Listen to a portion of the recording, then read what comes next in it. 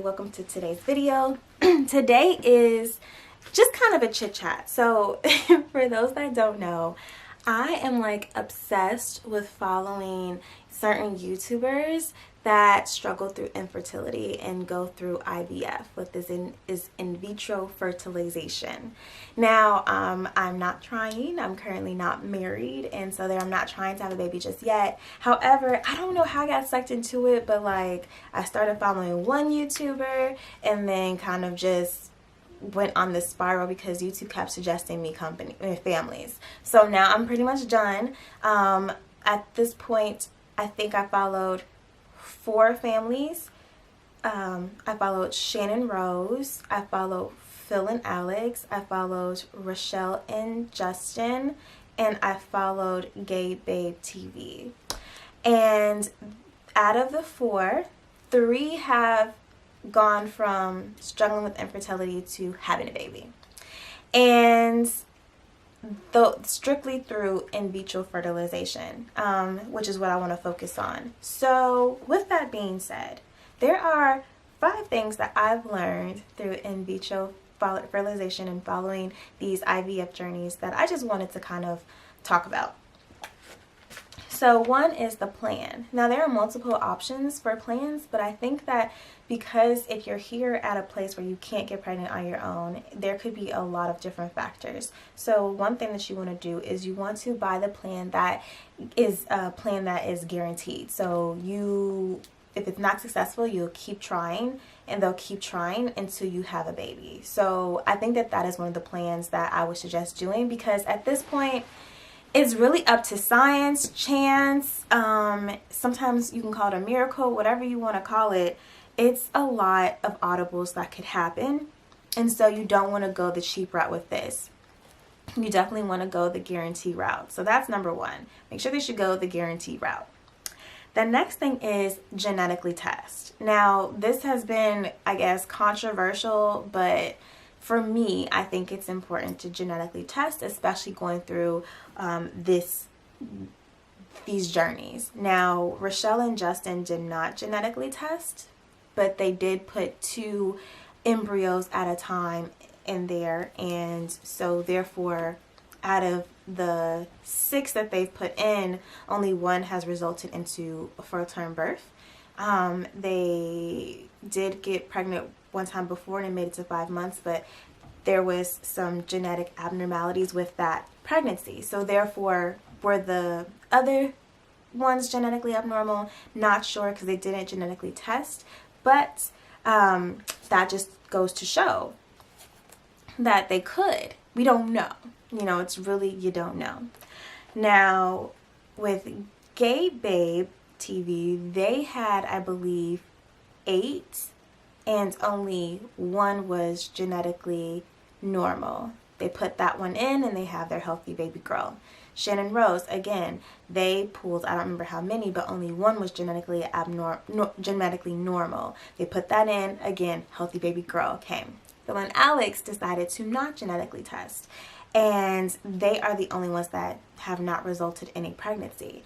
And they were, how do I say this? They were like, you know how you can be like so Christian or so religious to a fault? I feel like that was like them, and it was so frustrating to watch, because yes, for me, for those that are looking, yes, I'm religious, I'm spiritual, and I identify with the Christian religion more than any other religion. So I'm right here with them. However, if you are going to go this far as to go through IVF, which is not normal way, which is not God or natural selection, then you might as well go ahead and genetically test. They were like, well, there are studies showing that some genetically abnormal can result into a healthy pregnancy. However, all of theirs that they were putting in, none of them were genetically normal. They didn't make it past like 11 weeks. And it was just a waste of their time and more so their emotions. Every time they put in a new transplant, they were so hopeful. They were praising God and all this, and it came back, the 11-weeker, they were able to actually test, and they came back that it was genetically abnormal and it wasn't compatible with life. Not even like, oh, it might have had Down syndrome or something like that. Like, it wasn't compatible with life. they really had no business putting that in. But they went through this whole heartbreak and this whole system all because they did not genetically test. Now, for me, I don't know the ins and outs, but my thinking is genetically test. Put in the healthy ones first. And if you want to put on the genetically abnormal ones after, by all means, go ahead. But you're going into it knowing this may or may not work.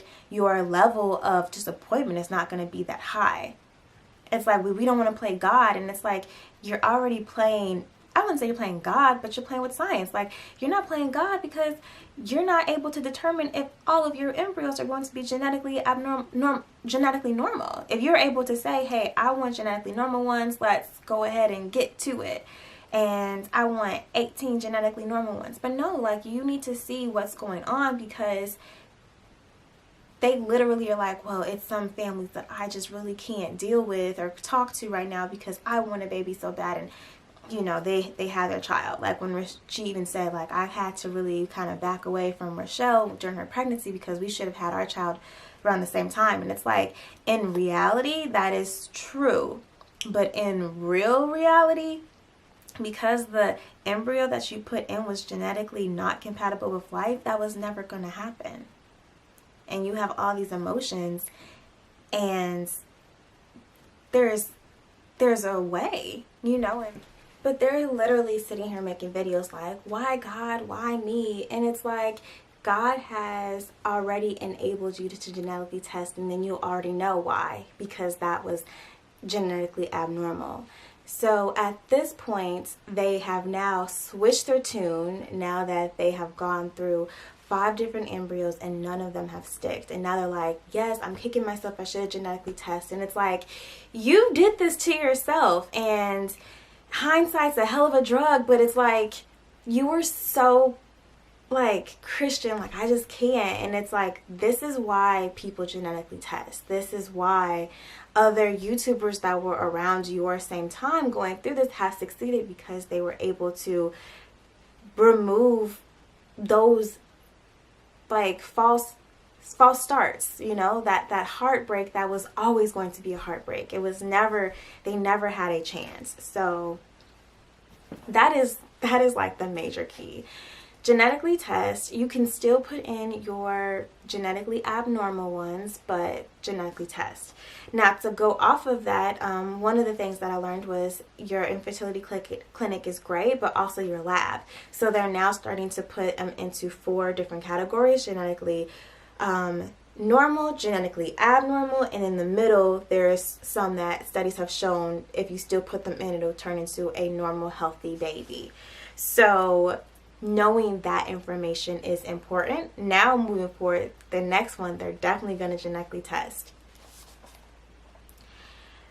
The third thing is you definitely want to detox and be extremely healthy before your egg retrieval. There are so many things that I've seen going through their journey that you can do. There's detox, there's pills that you can take, there are natural herbs and spices and things that you want to take. There's also acupuncture that helps for IVF and egg retrieval and things like that. You definitely want to, number 4, you definitely want to go ahead and do your research, because a lot of times there may be more than one factor on what's going on. For me, majority of the ones that I follow, it's male factor, but sometimes it's both. Sometimes it's a combination of things, just who knows. So do your research and be your biggest advocate. And the last thing is number 5. This process is extremely nerve-wracking, it's emotional, it's sad, it's happy, it's draining, there's highs, there's lows, and you're always cautious. I feel like with IVF or with infertility, you are extremely grateful and thankful to be pregnant, but you also know that because it took so long, that this is basically a high-risk pregnancy.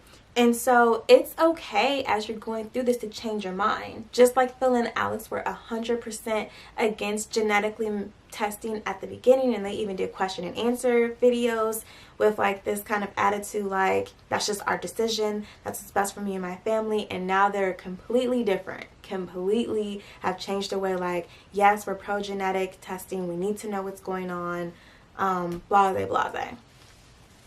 And so that's it. I mean, if you guys have any questions or thoughts, please leave your comments below. Definitely go ahead and do your journey and do your research. And if anybody is going through the process, I wish you well wishes. I hope that you have that family of your dreams, that baby of your dreams. And I will see you in my next video. Thanks. Bye.